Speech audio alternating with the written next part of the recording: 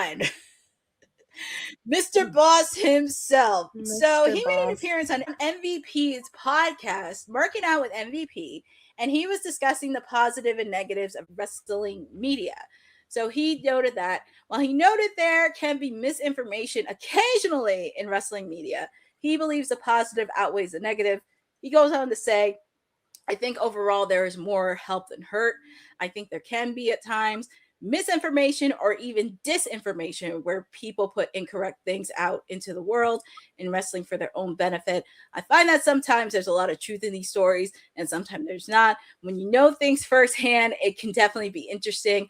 I do not think there is a net benefit and a lot of good that come from it. There's so much wrestling in the world, and for me, this is where I learned a lot about international wrestling. We're talking about Japanese wrestling. I first read about and learned about a lot of what was happening in Japan and Mexico.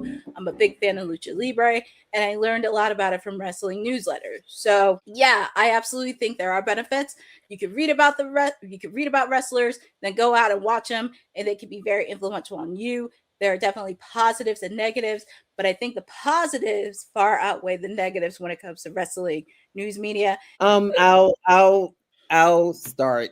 Obviously, if reporting is rooted in context, history, and actual reporting, it makes sense. But there's a difference between wrestling journalism, wrestling media versus dirt sheets. Because at the end of the day, those who are reporting generally are fans and have a passion for the sport, for the business, and want to make a positive contribution.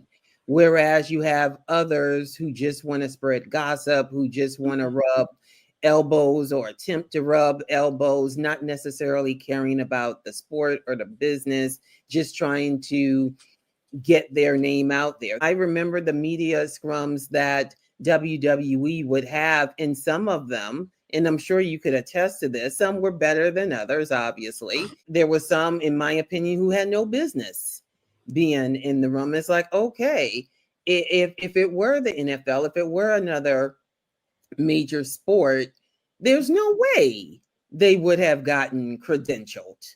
So it does seem like the criteria may be lessened for whatever reason. I'm not sure who sets the bar for that. That's for me. Different people hold themselves to different standards, and I definitely think we should highlight those that do have integrity in their writing.